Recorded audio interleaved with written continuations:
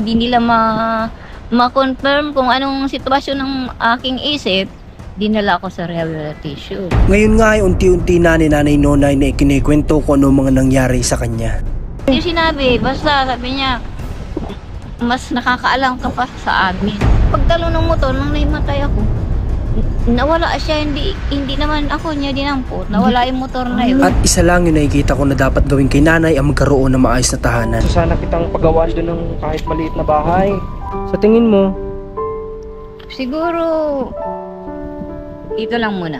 Huwag kayo mag-alala pagka nagkakaroon naman ng reasonably sa mga tao about na Ngunit ang munti kong alok para sa kanya, sa ngayon ay tinanggihan niya. matututunan din nila kung tanggapin bilang tao. Muli po, good day sa lahat ng ating manonood sa ating Facebook page, sa ating YouTube channel. Ngayong araw po ay andito ulit kami ni Rans kay Nanay Nonay dahil po iniisipan namin ng paraan kung paano po ang maganda na tulong na magawa natin kay Nanay Nonay. At naisip ko nga po na pwede natin siyang pagawaan ng maliit na magiging tahanan niya. Pero ayun nga po, mamaya samahan nyo kami at may pupuntahan tayong location. Tatry natin kung pwede doon na mapatirikan si Nanay Nonay ng munting niyang tahanan. Kasi sa tingin ko po sa sitwasyon ni Nanay Nonay, kahit budget lang natin ito ng mga nasa 15 to 20,000, munting kubo-kubo lang na gawa siguro sa Hardiflex. So ay pwede na po yun para sa kanya. Pero mamaya pupuntahan natin yung location kung pwede po doon si Nanay Nonay. Pero ngayon, bisitahin muna natin siya at may dala tayong kunting pasalubong sa kanya. Tara po.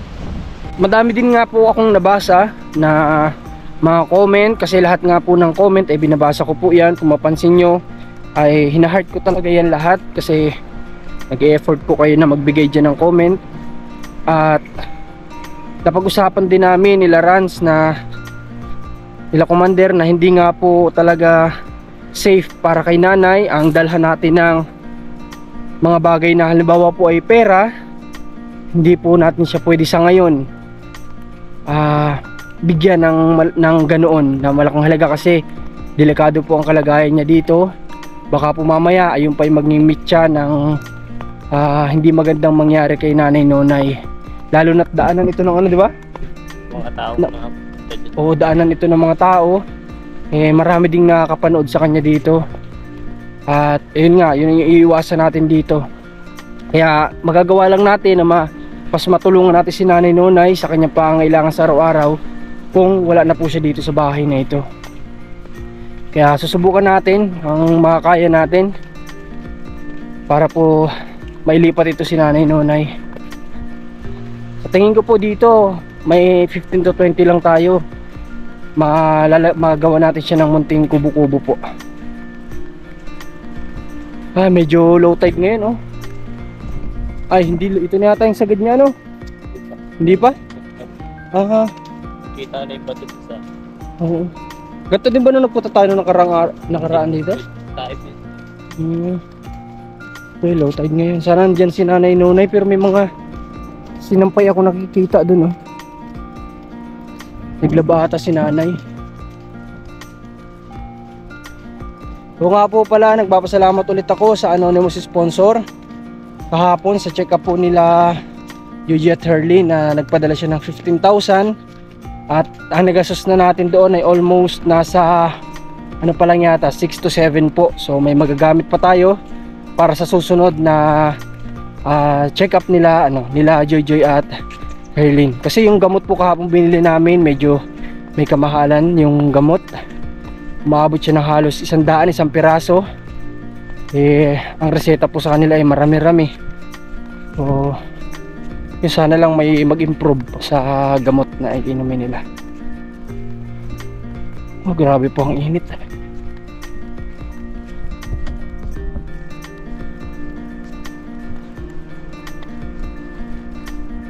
Ay, bakit may sara yung ano niya? Dito yung pinto. Ha? Sa kabila ng pinto. Galing ni Nanay, o ano? Nay? Nay? At tila sa nakikita ko ay parang wala yata si Nanay Nonay dito. Opo. Nay? Ay, wala.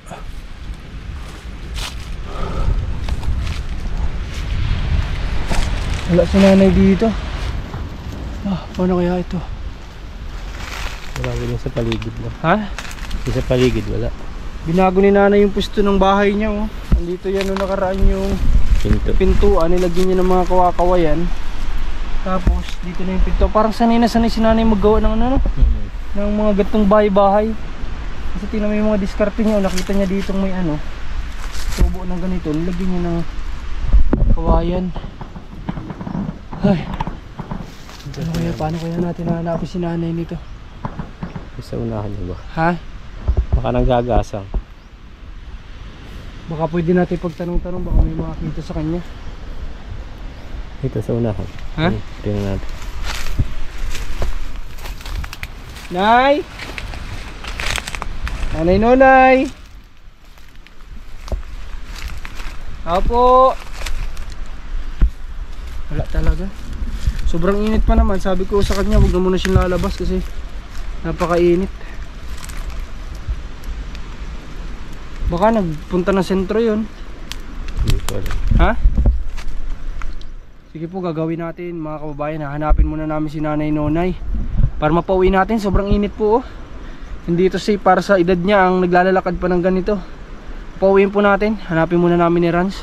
Pasakay natin ng tricycle para makauwi dito. Hanapin natin. Tara, hanapin muna natin. Sisilipin muna po natin dito sa may kubo. Baka nandito bago tayo magpunta ng sentro. Baka naman nag-iigib lang siya ng tubig. Napakainit po. Hindi maganda ito kasi sa kanya. Yung sabi niya kubo na ano? Ay, yung tinutulugan niyang kubo, ano? Pagka. So, pasukin natin ito. Meron po dito medyo masukal na daan. Ito, halatang daanan ng tao. Subukan natin baybayin nito. Baka naman matsyempohan natin dito. Ay, ang daming matitinik, oh, na halaman.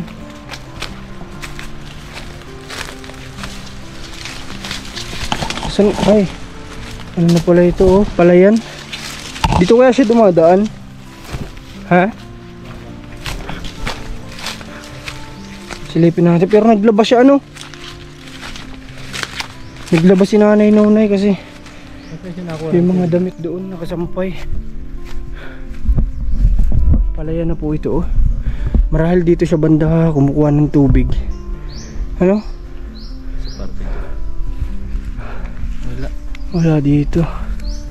Nanay Nonay! Nanay Nonay! Labas ulit tayo. Diretso na kami ng sentro. At marami lang doon yung naglalakad-lakad yun doon. Tingnan mo natin kung saan. Ha? Papunta doon kasi natin yung location ng... Saan? Papunta doon sa kabila. Tingnan natin yung location ng... Pwede pagtanong. Sige. Diretso na muna tayo doon. Papunta doon. Iwanan na natin dito yung dala namin. Pinasok namin sa bahay niya. Tapos tingnan muna natin yung location doon habang wala si Nanay Nonay. At pagkatapos namin doon, diretso kami ng sentro.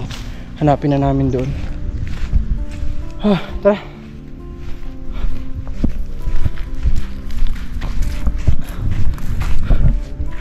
Yan yung bahay niya, oh. Grabe. Nilagyan lang ng mga ano, palapa. May pawid, 2 piraso. Siguro hiningi pa niya yan kung saan dyan. May yero na kalawangin. May bato-bato, pinag patong-patong. Ayun, naglabas siya, oh. May nilaban si Nanay dito nakasampay. Siguro bago umalis yun, muna siya, naglaba. At sa gitna nga ng kainitan ay sinubukan namin hanapin si Nanay Nonay, ngunit Hinanap namin si Nanay Nonay sa sentro at halos naikot na namin yung buong sentro. Pero wala po at pinagtanong-tanong na din namin.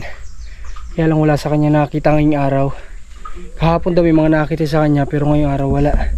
Andito tayo sa isa sa pabahay ng team. Bahay ni Commander, kala Rose. At dito yung sinasabi namin na pwedeng location. Tara tingnan natin.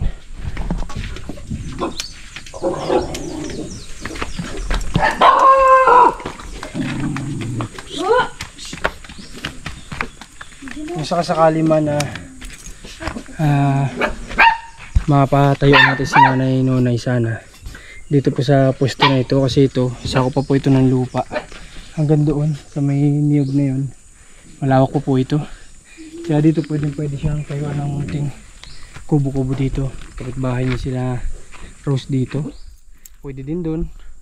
Kahit saan po dito kasi malawak pa naman ito. At hindi na natin ito kailangang ipapatag, ipapantay. Kasi ang gagawin niya lang natin dito, yung parang mas mataas banda dito, yung magiging poste niya. Para hindi na po maabala pa sa pagpapatag nito. Kasi itong pinagtatirikan ng bahay ni na Rose, pinapatag pa po ito namin nila Commander noon.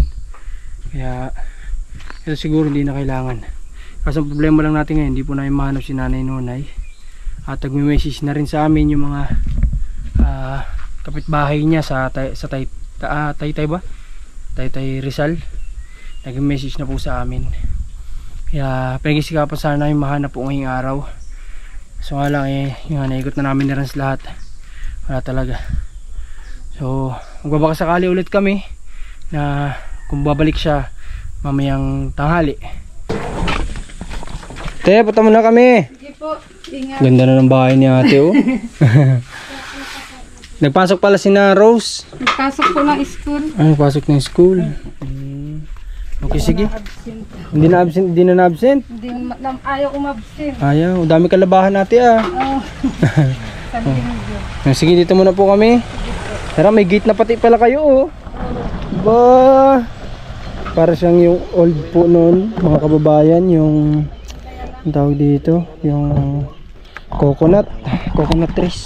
Ito, baba na tayo. Ganda po dito sa pwesto na ito para kanya Nanay Nonay kasi maging freedom siya, may freedom siya dito at safe. Yun po yung iniisip ko, yung safety po niya, para po na sa ganun ay yung tulong na ibibigay natin sa kanya ay safe din po at hindi maging meet siya ng kapahamakan ni Nanay Nonay. Yun lang na may iniisip natin dito. Sa mga oras na ito ay isa lamang ang nasa isip ko kundi ang magkaroon ng tahanan si Nanay Nonay. At baka lipas nga ang ilang oras ay sinubukan namin ulit siyang balikan, nagbabaka sakali na nandoon na siya. Ngayon po ay bumalik kami kay Nanay Ninita para po tingnan kung nandito na po siya. Ngayon po ay halos 5 PM na po ng hapon. At sabi nga po namin ay babalik po kami ngayon para po kamustahin natin si Nanay Ninita. Pero sana po nandito na siya. Kasi yun nga, nakita niyo sa ano natin hinanap namin siya sa sentro kanina. Hindi talaga namin mahanap. So sana nandito na po. Grabe po, high tide na ngayon. Buti na lang hanggang dito lang yung yung tubig. Hindi umaabot dito. Bakit sarado na? Nagbuang naman yung pinto niya. Ha? Bakit sarado na? Nagbuang naman yung pinto. Tao po. Nay. Dito na, may narinig ako sa loob. Nay. Nay Ninita. Nanay. Si Marcos po ito. Akala ko dito. Yan, tinakpan. Kanina nagpunta kami dito yung pintuan mo. Oh, nakita mo yung dala ko, nandiyan iniwan ko sa loob ng bahay mo? Ay, ano, Ha? nandun ako kala Ate Mirna kanina. Hanap-hanap ka po namin. Nilibot namin sentro, di ka namin mahanap. Ipinagtanong-tanong ka po namin. Ngayon, ayo kanina lang? Opo, kaninang tanghali po nung kasagsagan ng init. Kaya nga po, hinahanap ka namin at gusto kitang pauwiin at sobrang init po. Nandun ako sa kala Ate Mirna. Nagpunta ako doon. Bakit dito mo na nilagay yung pintuan mo? Bagsak ang hangin doon. Sobrang Ay, lakas. sobrang lakas ng hangin. Oo, kaya dito ko nilipat. Ayun. Grabe. Hindi ko ka na dito pagpapasok ka. Oo. Magapang ka na dito. Pwede na rin. Yan ang bahay sa ano yan ang bahay ng Katdumi. Ay, ganito. Mababa ang pagkakagawa. Oo. Katdumi, yung ano, ang sabi ni Dumi, kilala niyo ba ang Dumi na nasa libro? Ang sabi ng Dumi, pagdidilubyo ang daigdig. Opo. Yung maglulunop. Alam mo yung lunop? Dagat, di ba? Yung lulunop. Yung mag-tsunami? Ano yun? Dumi ang pangalan niya. Ang Kaya tawag. tinawag ng Katdumi. Kaya ang mga bahay doon ay lahat ay ganun lang. Yung, Mabababa lang. Ano ba? Mabababa lang. oo. Eh di lalo. Parang ang mga tao nagsipag-akyat doon. Hmm, Nagsipag-akyat. Papasok po ba kayo? hindi na po na. At, ano, baka hindi na tayo makita dyan sa loob at medyo madilim naman O ano, buti hindi ka po nagulat may nag-iwan ng ano dyan sa loob ng bahay mo. Nung nakita mo kanina, nung ano, Sabi ko, nag-uusap kami ni Ate Mirna na babalik daw sila. Baka sila ako ang may dala. akala mo sila may dala. Hindi ka namin mahanap kaya iniwan ko na lang dito sa loob ng bahay mo kanina. May dala kaming bigas para sa iyo tapos mga groceries worth 2,000 pesos lang po yung nabili natin kay nanay. Kasi ayaw namin dalang ka dito ng maramihan kasi yun nga kapag umaalis ka baka po may hindi magandang maisip ang ibang tao mapaglaruan itong bahay mo at kunin po sa iyo. Tsaka hindi ka din namin mabigyan ng malaking pera at baka po ito pa yung magbitya ng ano mo karoon ng hindi magandang mangyari ano. Nay, nagpunta ako doon kanina sa may lupa doon sa pinabahayan din namin. Gusto sana kitang pagawaan doon ng kahit maliit na bahay. Site lang. Doon po nanay sa may bandang Banban. Okay ka ba doon? Sa tingin mo? Siguro, dito lang muna. Dito lang muna? Bakit po? Bakit dito muna? Basta, dito lang muna ako. Dito lang muna ako. Huwag kayo mag-alala. Inisip po kasi namin baka delikado po kayo dito eh. At tila mahihirapan nga yata kami na kumbinsihin si Nanay Nonay. Katulad noon, nung nag-high tide noon buti na pagsabihan ako ng matanda dyan, hoy, may ano dun sa radio. Narinig namin tataas ang dagat, may high tide. Baka ikaw ay hagipin dyan. Yung matanda dyan na nagputi, tatanim ng kamote. Yun, dumaan dito kasi may bahay din ako dyan noon. Nung una kong punta, bago nakauwi na ako, sabi niya, hoy, may ano sa radyo, balita na tataas ang high tide, kaya baka masagip ka dyan. Po, kasi Alis ka, di nagpunta ako nung kay puti. Yan no, si Raisa, ano yun, Raisa Mediso. Yun lang naman kasi ang iniisip namin na yung ligtasan po ninyo. Tsaka sabi ni Rans, dito daw po sa lugar nyo, madaming dumadaan dito kapag gabi, mga nangingisda. Ganon, baka mamaya alam, bahay nyo pala ito mamaya, anong gawin? Okay, sige, kung ganun po. At nanay, yung grocery mo nung una, naubos mo na? Nandun sa ano, nakasabit. Pero ito lang na gusto kong tanongin, kinakain mo naman? Oo na. Ha? Oo. Yun ang importante. Gusto lang po natin na yung sure tayo na kinakain ni nanay yung mga dala natin sa kanya kahit papaano po. Okay, kanina hindi ka naman nagpunta ng sentro. Kagabi lang. Nandun ako kagabi, nanonood ako ng mga paliga. Ay ganun, nanood ka? Oo. Nanood ako kagabi ng mga paliga. Eh paano po pag uuwi ka dito? Ang dilim. Ay, may lighter ako, yun ang inaano ko. Ilaw mo? Oo, minsan doon ako natutulog Saan? sa mga pesto, sa labasan. Ay ganun. Ba't natulog ka doon nanay? Eh, pagka high tide at low tide, iba ang percentage ng daigdig. Kumbaga, hibas, ilawod, suba yun. Pagka ilawod, sa guwa yun. Ang isinasama ako ng aking ama noon sa guwa yun. Ibig sabihin sa kabayanan. Pag suba, ibig sabihin sa ilog yun na hindi nagkakaroon doon ng alat na hindi napapasok na. Lugar din yun na tabang lang ang mga river ba? Kaya doon. Nanay, talino talaga ni nanay. Okay, nanay, may nag-message po sa akin. Una nag-message sa akin kapitbahay nyo sa Taytay Rizal. Anong... At kilala po kayo, nakita nila sa video. Sabi nga po, tinatanong kung saan lugar na daw kayo ngayon. At nung sinabi ko po na nandito kayo sa Kapalonga, sabi po nila, naku, sinunto na yan dyan dati. Bakit nandiyan na naman ulit si nanay? At ayun nga po, hanggang sa nag-mess din yung isa sa kapamilya nyo na nga nag-alala sila ng sobra na kasi wala silang alam kung saan kayo nagpunta. Nanay, may tatanong ako sa iyo, wala ka ba talaga ibang problema sa mga anak mo? Bukod po sa ayaw nyo lang maging pabigat sa kanila. Ano pong ibang problema, Nay? Yung clipboard ko po.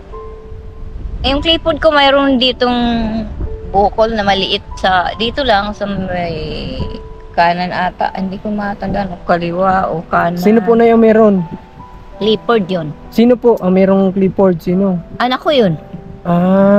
Oo nga po, Nay. Ano po, may problema ba kayo sa mga anak nyo? May sama ba kayo ng loob? Ay hindi. Wala. Wala ang sama ng loob ko sa mga anak ko. Kaya ako umalis dun. Wala kang sama ng loob? Wala ko sama ng loob. Kasi nagtataka lang po sila bakit nag-alis kayo na kung ang reason lang po ninyo ay ayaw nyo maging pabigat. Ano pa po bang ibang dahilan na pwede nyo ba sa aming sabihin? Pwede ba naming malaman? Ang mga sitwasyon ng pag-alis ko doon, Opo. nagtataka yung mga anak ko kung bakit ako hindi pumipisan sa kanila. Opo, bakit po ba, Nay? Kung pupunta ako kung mamimit mo yung Christopher ko, ayun ang pinaka pangalawa sa panganay ko. Yung panganay ko na isa, yung panganay ko na Santos ang pangalan, ay yun ay namatay na. Pangalan ng Santos na nasaksakan ng heroin. Hindi naman yun siya ibig sabihin addiction at drug addict. Hindi ko rin alam kung bakit ginawa sa kanya nang nasa Daranati kami. Namatay yun na parang naging skeleton na lang siya. Pumayat gawa nung heroin daw yun ang nakakaano sa kanya. Yun ang naging problema ko sa kanya. Pero kayo ba, Nay? Huling tanong ko na lang po. Wala talaga kayong ibang problema sa mga anak nyo na nagiging dahilan po kung bakit tumakas kayo sa kanila na hindi kayo nagpaalam? Ano bang ibang dahilan? Pwede mong kwento sa amin. Ano ba, may kaaway ka ba doon? Hindi pwede ako dun sa kanilang makipagsabuatan sa kanilang mga abilidad.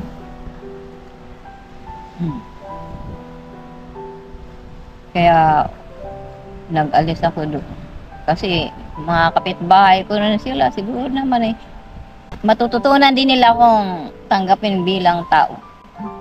Okay, parang nakikita ko na yung reason ni nanay kung bakit siya umalis sa mga anak niya. Hindi lang po ito about sa mga anak, siguro pati din sa mga taong nakapaligid sa kanya doon sa Taytay Rizal.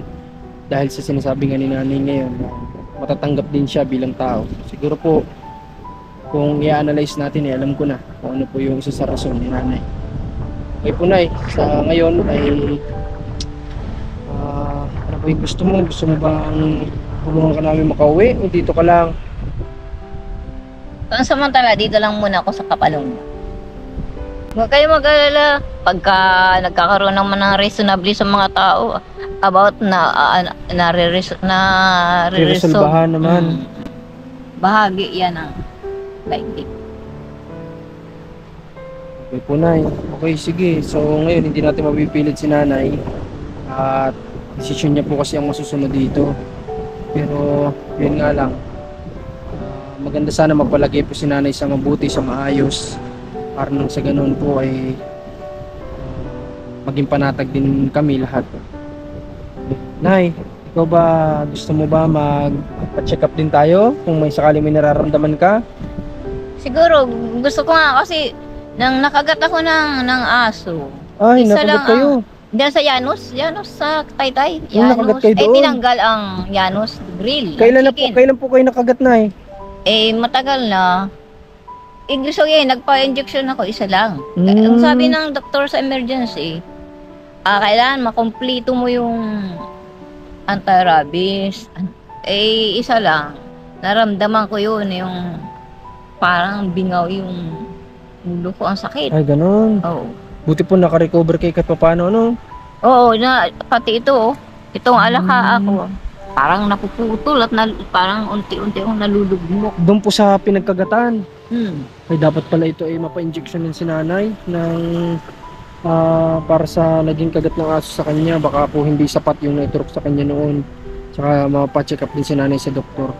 Nay, matanong ko lang po, na paano po itong kamay mo na ito? Tumawid ako doon sa tapat ng Jollibee. Jollibee Taytay. Opo, tapos? Mula sa SM, naglakad ako. Mula sa SM pakalampas. Parang naglalakad ako na hindi ako nakaapak sa lupa. Tapos? Di paglampas doon sa SM, humito sa hanggang doon sa may BPI. Tapos po? Tumawid ako.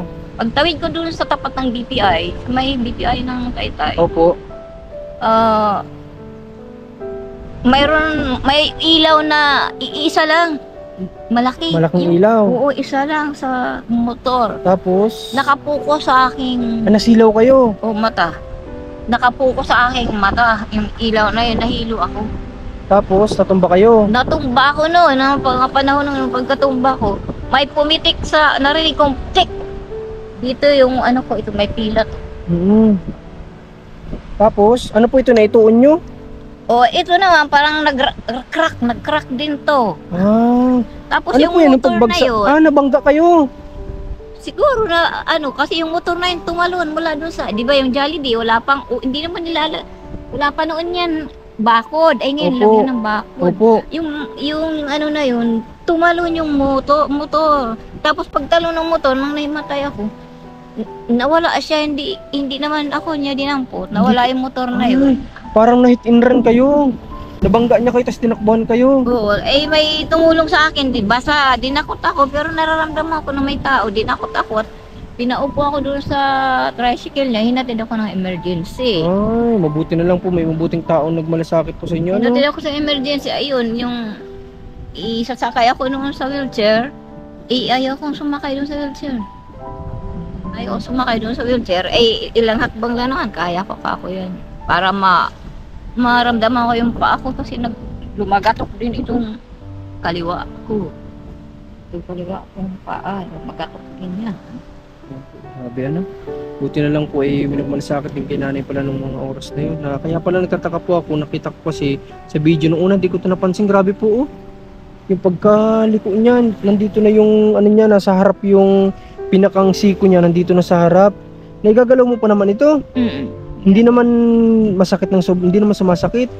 Hindi naman. Nung na-confine din ako ng rehabilitation. Dinala rin ako sa rehabilitation noon. Bakit po kayo ni-rehab, nanay? Ang sabi kasi ng kapitbahay namin, dalhin na natin sa rehab yan. Baka may sakit sa puso yan, sabi gano'n. Baka may sakit sa puso, doon na natin dalhin kaysa sa Mandaluyong. Pero nakumpayan din ako ng Mandaluyong ng panahon yun. Sa puso ako yun, yung na may sakit daw ako sa puso. Nakalabas na rin ako noon. Tapos nitong mga panahon na nag-ulit na naman, iniisip nila, nagugulo ako sa kanila. Hindi nila ma-confirm kung anong sitwasyon ng aking isip. Dinala ko sa rehabilitation, rehab. Dinala ko sa rehab noon. Rehab. Tapos parang tinatanong ko sa nurse, ano po ba yung sinaksak niyo sa ugat ko? Dalawa. Dito. Saka dito. Sinaksakan kayo, pero hindi nyo alam. Hindi sa inyo sinabi. Hindi sinabi. Basta sabi niya, mas nakakaalam ka pa sa amin. Kaya, kumbaga gusto mo lang naman malaman. Siyempre, katawan niyo po yan. Oh. Grabe, na-rehab pala si nanay. Mabuti na may nagtulong sa akin na India siya. Grabe ang experience ni nanay. Na tumulong siya para ako mailabas. May labas.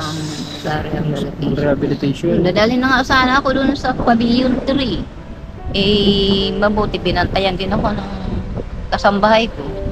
Pero yung kasambahay ko doon ikinulong yun sa sa CR. Tapos yung kubi naka doon, naka-direct. Tapos cable, ang layo mula rito hanggang doon. Tapos nagsara yung pintuan ng rehab. Sabi ko, Santos, anong ginagawa mo dyan? Santos pangalan nun eh. Yun ang ama ng aking mga anak na nandiyan sa Taytay. Sabi ko, Santos, anong ginagawa mo dyan? Hindi siya nag-imik. Hindi siya nag-imik. Pero, tinitingnan ko yung kubi doon sa ganyan kalaki. Naka-clean doon yung yung mga tinitingnan ko. Hindi ko naman alam kung anong mga nandun na naka-paging doon ng mga sulat. Kung ano yun. Pero, marunong ako magbasa. Grabe ang mga ano po ni nanay, mga karanasan din pala sa buhay ni nanay. Okay, Nay, salamat po sa mga nalaman namin sa inyo ngayon, ano. At ayun, Nay, sige, kung willing po kayo, kapag papaturok tayo uli ng anti-rabies, para po sa ganun ay mawala yung nararamdaman nyo sa pinagkagatan ng aso sa inyo. At kung sakali pa ay mapa-check upan din po kayo sa doktor, ha? Nanay, okay, sige po, sa ngayon mag-ingat ka po muna dito, ha? Mag-ingat ka dito sa tinutulugan mo, ha? Kakainin nyo po lahat ng dala namin sa inyo, ha? Para sa inyo po yun, ay, ha? Huwag kayo magpapagutom na, importante yun. Kapag oras ng pagkain, kakain na po, Kapag gabi, dapat tamang oras ng pagkain, sa umaga, sa tanghali, ha? Huwag na huwag magpapagutom, ha? Okay po na yun. Sige, sa ngayon ay magpahinga na po kayo at baka hindi ko po alam kung anong ginawa nyo kanina maghapon, ha? Sige na yun. At sa ngayon po ay bumalik lang kami para masigurado namin na nandito pa din po kayo, ha? Okay po. Sige po, Nay, pahinga ka na po. At kung sa tingin nga namin ay mahihirapan kami na mapapayag si Nanay Nonay, ay isa na lamang naiisip kong paraan. Yun ay ang kausapin ang kanyang mga anak. Gusto niya ng ilaw? Oh, sige. Ano natin si nanay ng ilaw? Wala pala siya dito. Ang flashlight niya po dito ay yung lighter lang. Sige po, Nay, bukas ay dadalang ka namin, ha? Meron akong nairap. Salamat. Sige po. Sige po, pahinga na po kayo. Salamat.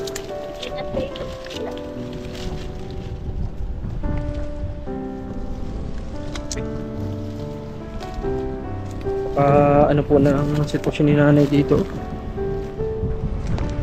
Nakakaawa lang po si nanay kasi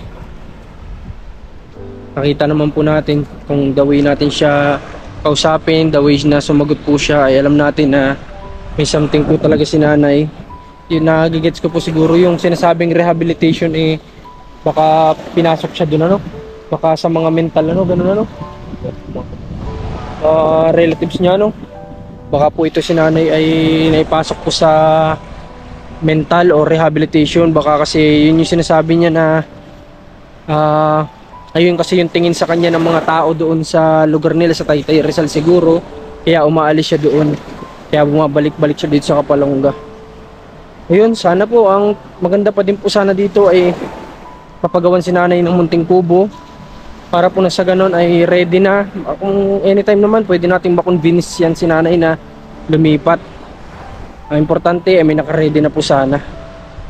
Okay, maraming salamat po. Suportahan nyo Rans TV. Naka-scout kay nanay. I-subscribe nyo sa YouTube channel at sa Facebook page niya para umabot po ng 1,000 subscribers na rin.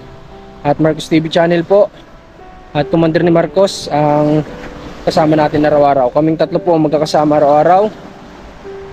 At sana samahan niyo po kami sa araw-araw na mission namin. Salamat po. God bless. Abangan po natin sa susunod na episode ang pag-uusap namin ng kanilang mga anak.